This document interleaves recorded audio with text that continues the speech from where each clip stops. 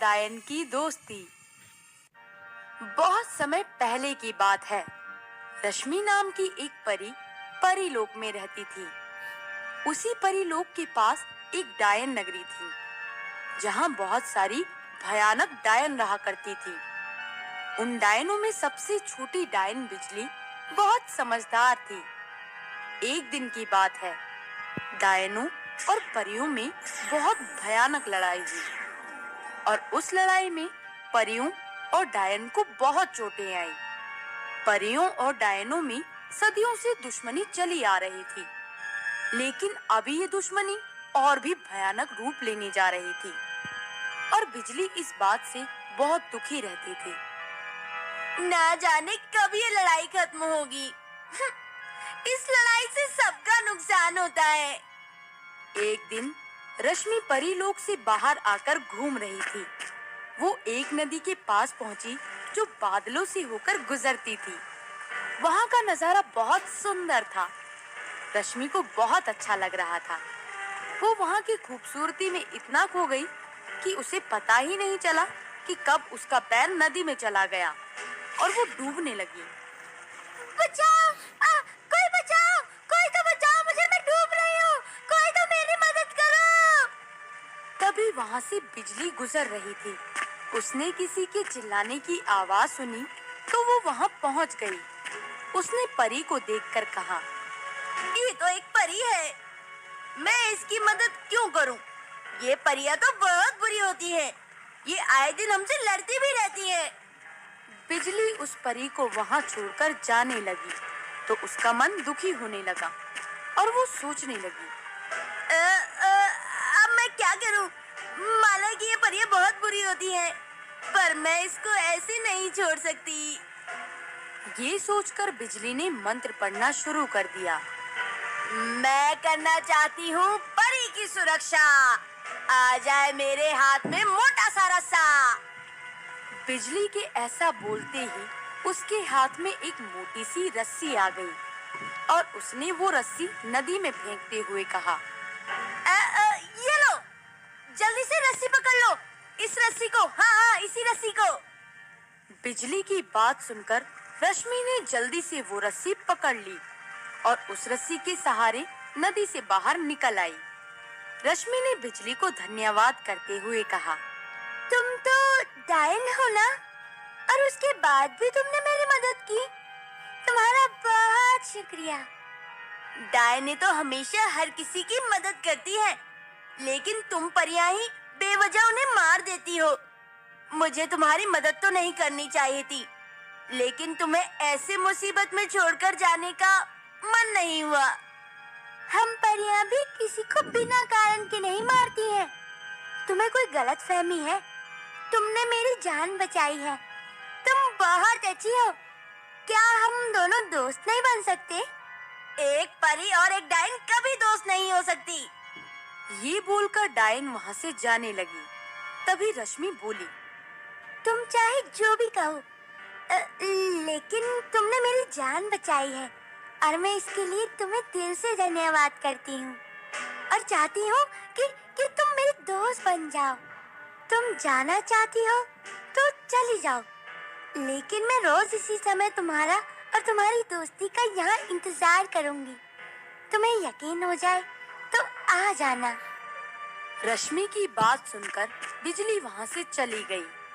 जब बिजली वहां से जा रही थी तो बिजली को रश्मि की बातों में सच्चाई लग रही थी। उस दिन के बाद रश्मि रोज उस नदी पर आती और बिजली का इंतजार करती, लेकिन बिजली कभी वहां नहीं आती थी। एक दिन रश्मि की माँ ने उससे पूछा, ओ बेटी, तुम रोज उस नदी के पास क्यों जाती हो? आखिर ऐसा क्या है वहाँ?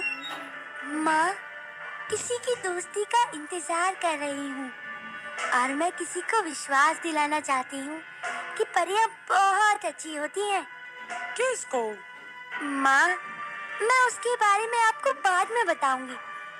ये कहकर रश्मि वहां से चली गई और सीधा उसी नदी के पास पहुंची जहां वो रोज बिजली का इंतजार करती थी।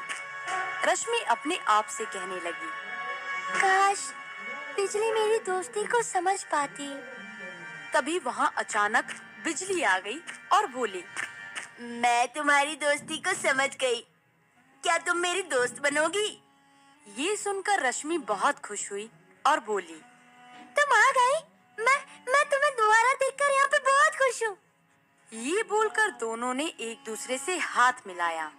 तभी रश्मि ने पूछा, तुम इतने दिनों में कभी नहीं आई, फिर आज ऐसा क्या हुआ जो तुम अचानक आ गई और मेरी दोस्ती भी स्वीकार कर ली?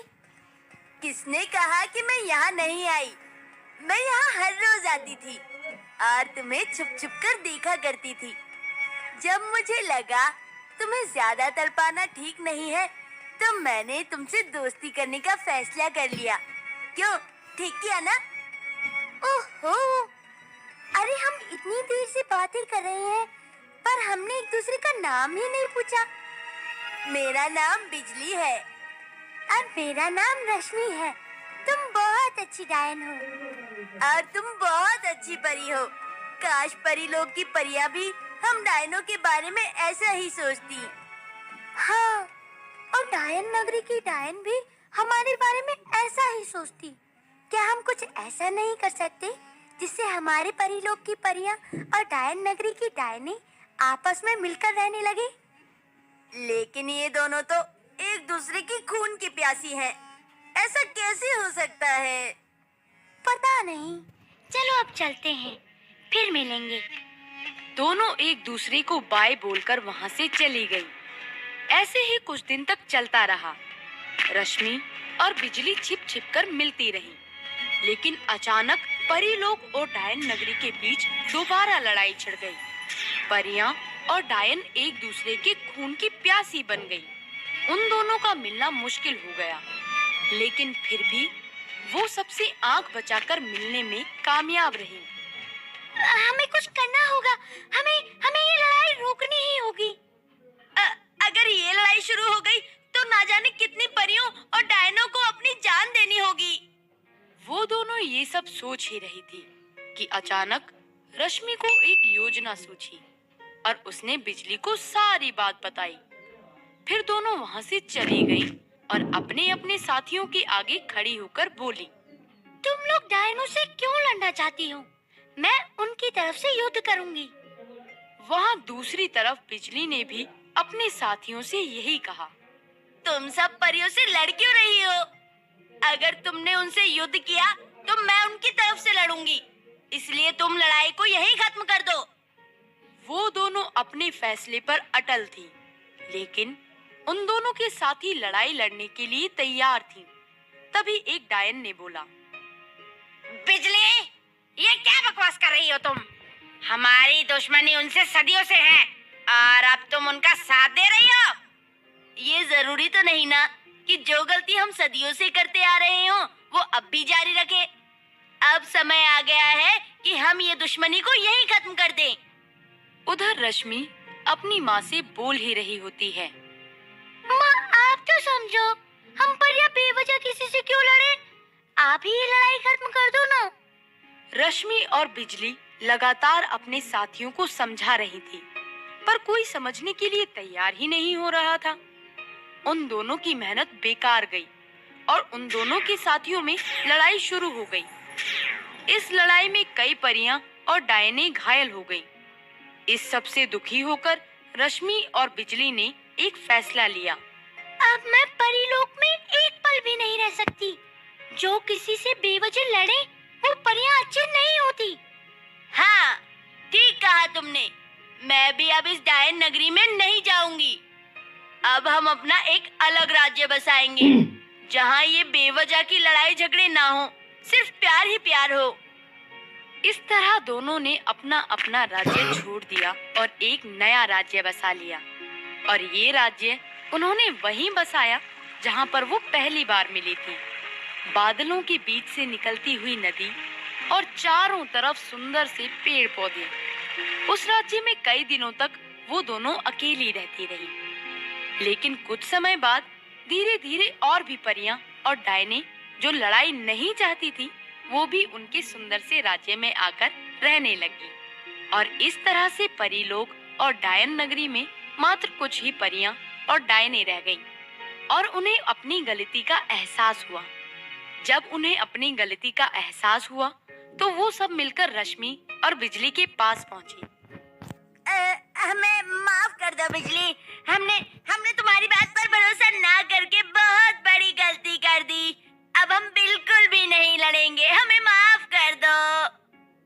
हाँ रश्मि, हमें माफ कर दो। हम कभी लड़ाई नहीं करेंगे और हमेशा मिलकर रहेंगे। इस तरह डायन और परियां खुशी खुशी मिल